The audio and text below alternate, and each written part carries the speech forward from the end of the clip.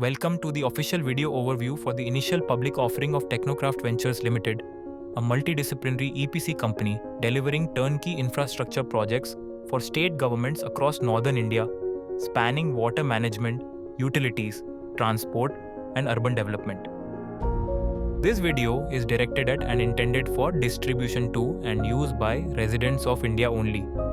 You are viewing this video on the basis that you have confirmed your representation, agreement, and acknowledgement to the book running lead manager and the company that you are the intended recipient of this video and that you are located in India. If you are not permitted to view this video or are in any doubt as to whether you are permitted to view it, please exit now. Investors are advised not to rely on any other document, content, or information provided in respect to the public issue on the internet, online websites, social media platforms, microblogging platforms, or by influencers. Investors should rely only on the information contained in the offer document and the price band advertisement for making investment decisions. Investors are advised to read the draft red herring prospectus DRHP dated 08/08/2025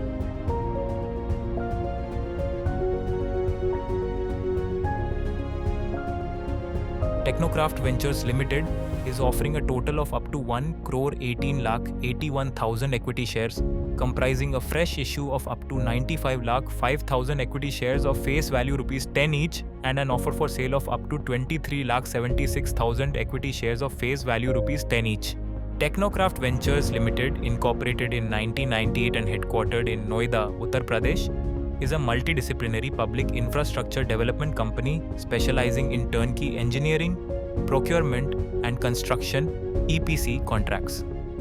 Over the years, the company has built a strong presence across northern India, executing projects primarily for state governments and government agencies in Uttar Pradesh, Uttarakhand, Rajasthan, and the National Capital Territory of Delhi. The company operates across a wide range of infrastructure segments, including wastewater treatment, operation and maintenance of public utilities, water supply schemes, electrical transmission and distribution networks, construction of substations, road and national highway works, micro-tunneling, and sector-level urban development.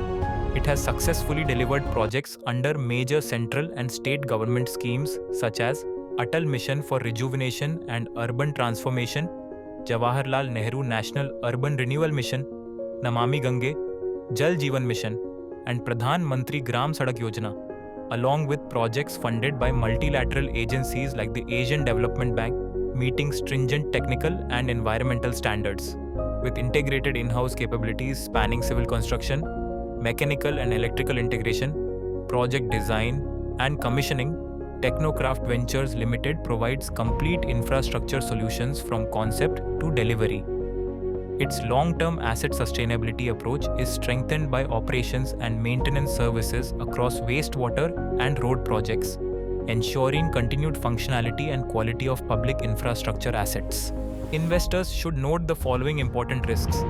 Our business is significantly dependent on government-funded infrastructure projects, particularly in the water, wastewater, and urban development sectors, and any reduction in budgetary allocations or change in governmental priorities may adversely impact our revenue and operations. Our ability to secure projects is dependent on successful qualification and bidding under government tendering processes, and any failure to qualify or win tenders may adversely affect our order book and financial performance.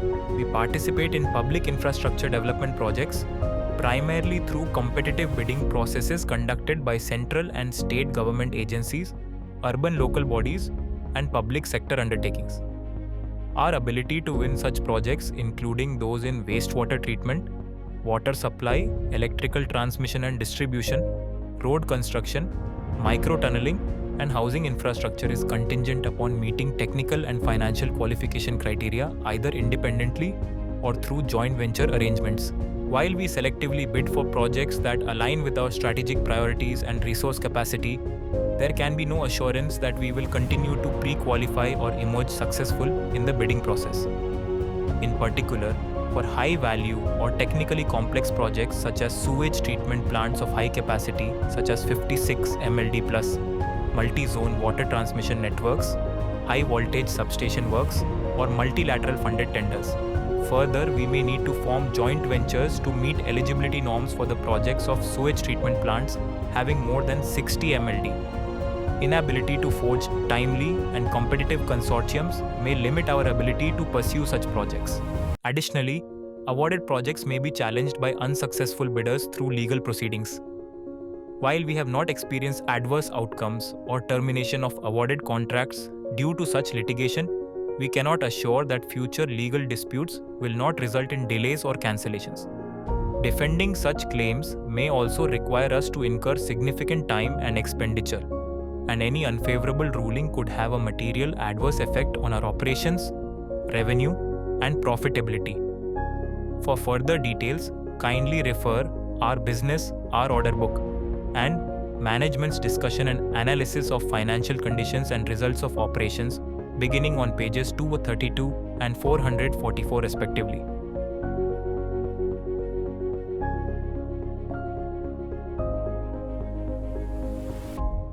We are yet to utilize requisite amount towards corporate social responsibility. Failure to do so may attract regulatory scrutiny and adversely affect our reputation. In terms of Section 135 of the Companies Act 2013 and the Companies Rules 2001, companies meeting specified thresholds are required to incur prescribed minimum CSR expenditure and report the same in the board's report. For the last 3 fiscal, that is 2025, 2024 and 2023, our company fell within the applicability criteria for CSR obligations. However, our company is yet to utilize the CSR amount for stated period towards CSR activities. For further details, kindly refer Restated Consolidated Financial Information beginning on page 331. We have incurred 0.115 million rupees towards CSR activities for the financial year ended March 31, 2025. The details of previous financial years are as under.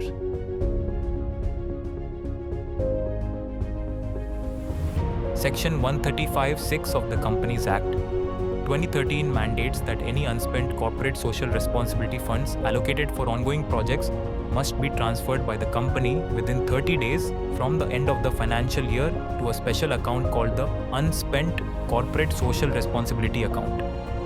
This account must be opened in a scheduled bank and is designated specifically for CSR purposes. The unspent amount in this account must be utilized for the intended CSR activities within a period of 3 financial years from the date of transfer.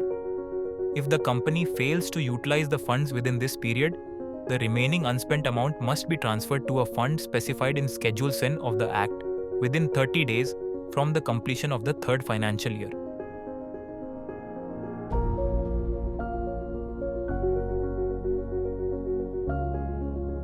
Majority of our revenue is generated from business transactions with government entities or agencies. Any change in the government policies in the markets in which we operate and/or our inability to recover payments therefrom in a timely manner or at all would adversely affect our operations and revenues, which in turn would adversely affect our profitability.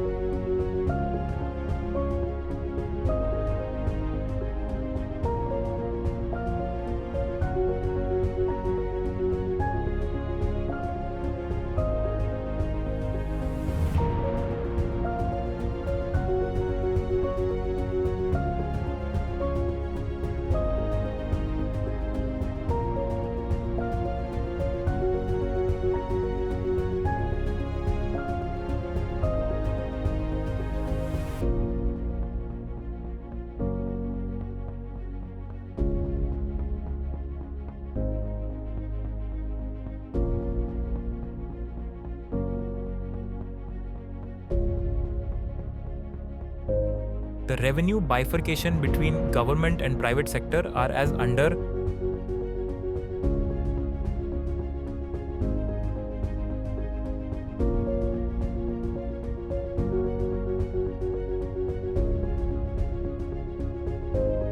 As certified by Rishi Kapoor and Company, chartered accountants pursuant to their certificate dated August 04, 2025. The promoters of the company are Sanjay Tyagi, Rekha Tyagi, Kartikeya Tyagi, Kartikeya Constructions, and Sanjay Tyagi, HUF, and the promoter and promoter group hold 100% of the pre-equity share capital on a fully diluted basis. The company's board of directors comprises of 6 members, 3 of whom are independent directors. Mr. Sanjay Tyagi is the managing director of our company, Mrs. Rekha Tyagi is an executive director of the company, and Mr. Kartikeya Tyagi is a whole-time director and chief financial officer of the company.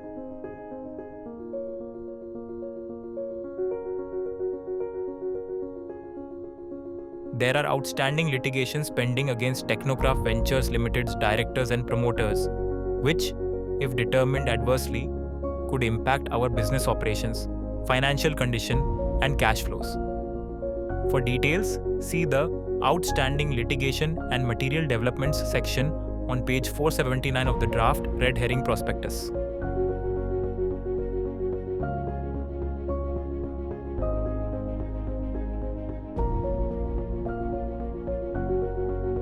The objects of the offer are to fund the working capital requirements of our company and general corporate purposes. The issue comprises a public offering of up to 1,18,81,000 equity shares, including a fresh issue of up to 95,05,000 equity shares of face value 10 rupees each, and an offer for sale of up to 23,76,000 equity shares of face value 10 rupees each.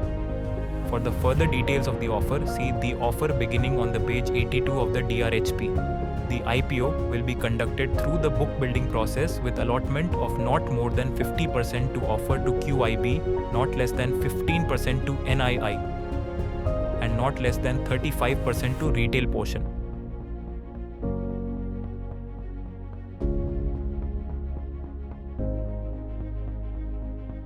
The equity shares will be listed on NSE and BSE. Book running lead manager is Khambata Securities Limited. For further information, please refer to the updated draft Red Herring Prospectus DRHP dated 08/08/2025 available on the following websites.